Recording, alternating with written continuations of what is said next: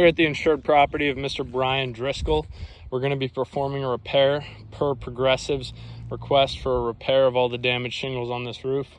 We've already attempted to repair this roof over there previously. The adjuster requested that I use this tool, a roof snake, in order to perform the repair, with hopes that this tool will allow us to successfully repair these shingles with limited amount of manipulation, because this allows us to hit the nail properly. You can see we've got our damaged shingle here connected to these two tabs next to it. Each chalk line on either side represents our scope of work area.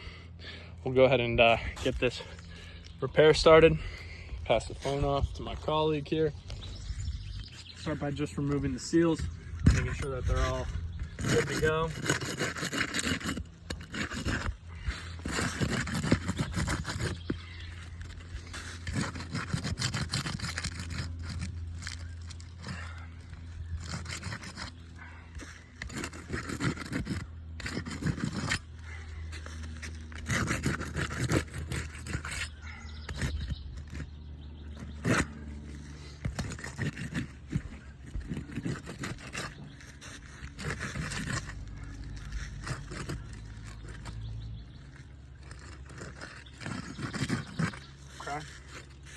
Got our shingles unsealed.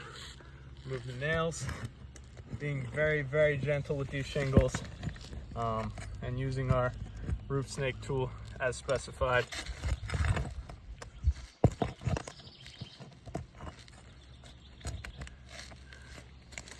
When I am unsealing these nails, or rather removing the nails, I can see that where I've unsealed these shingles has caused severe amounts of matting transfer.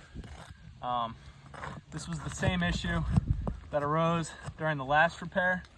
Unfortunately, with or without a roof snake, that does already deem this repair a failed repair, and there's nothing that we can really do to avoid it, right? Even if we use a crowbar or roof snake, at the end of the day, if these shingles cannot be properly unsealed to perform a repair, right, they're never going to reseal themselves. And especially with the way that these shingles are stuck to the roof, it's almost tearing the surrounding shingle just trying to unseal it. I'm seeing a lot of that going on. So got our old shingle. Maybe we're missing it now. Where's that guy at? Here. There we go. Got our old shingle out. You can see this is what I'm talking about. All of this matting transfer.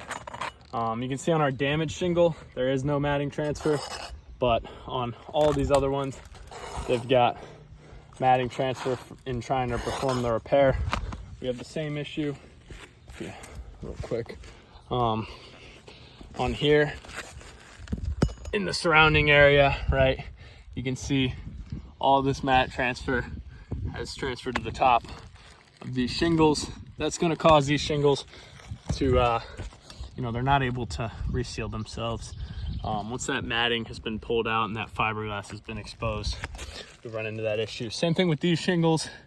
Now, obviously, once I put a new shingle in there, there's going to be a new strip of matting for these ones to adhere to. However, since there are chunks of matting stuck to the bottom of all these shingles, they're not going to reseal because there's no bond between the actual shingle and the new matting. It's just going to be the bottom of this fiberglass paper that won't seal effectively. So we'll go ahead and finish up the repair.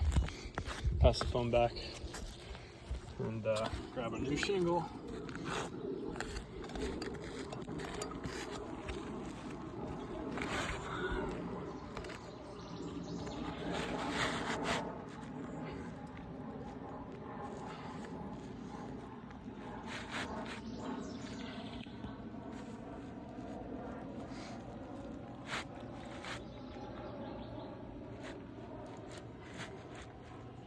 Doing our best to line it up, even though there is that size discrepancy between the existing shingles on the roof and your commonly found 3-tab shingle. Spoke with the adjuster about it before we decide to place an order for these specific shingles, as they are not easy to locate. We're gonna figure out whether or not this roof is even repairable. Got a nail in the bottom of my shoe. Go ahead and nail these guys in.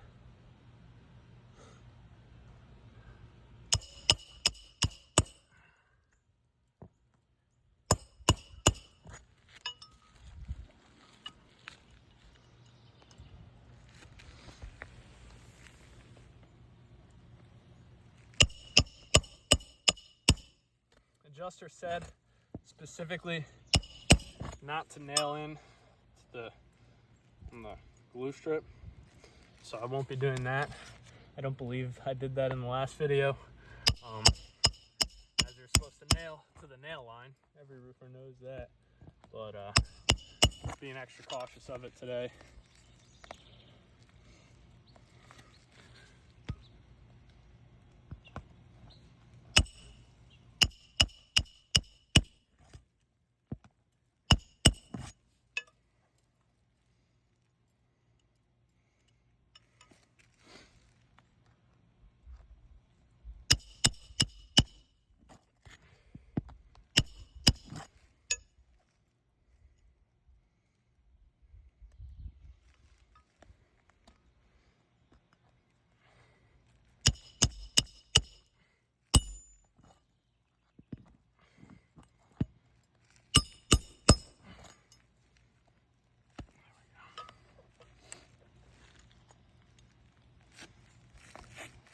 Doing as little lifting as possible here, just to get these lined up.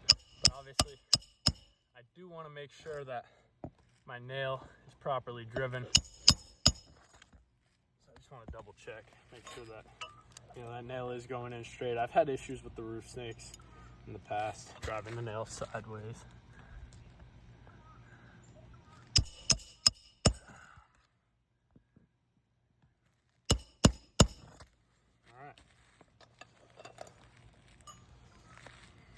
We're all set. Finish up with this repair. Go ahead and look at the aftermath here. So, I mean, as you can see, this repair has failed, even with the roof snake. There's creasing on just about every single one of these surrounding shingles. It's a lot less, granted, than the previous repair.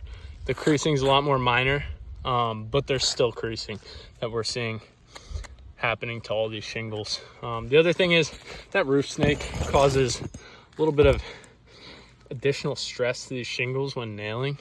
You can see right in here where there's areas where the granules have been blown out. It's because this roof snake has to sit right about there to get that nail in, right? So the bottom of that roof snake is resting right on that shingle, which is causing these impact marks, which almost look like hail damage. And that's happened on all 3 of these spots. So, I mean, this repair has clearly failed. Any further attempt to repair this roof will only cause more damage. Definitely warrants a full roof replacement. Thank you and have a nice day.